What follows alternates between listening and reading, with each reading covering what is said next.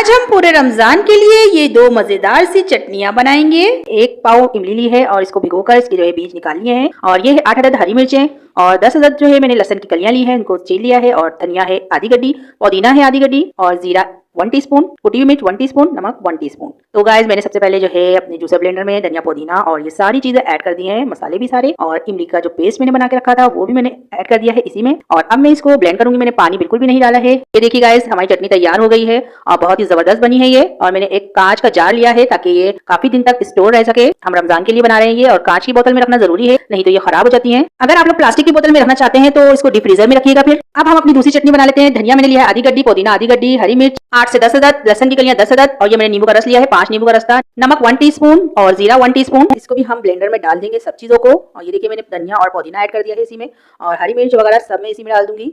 और नींबू का रस आप बढ़ा सकते हैं अपने टेस्ट के हिसाब से। और ये देखिए गाइस मैं इसको भी पहले शुरू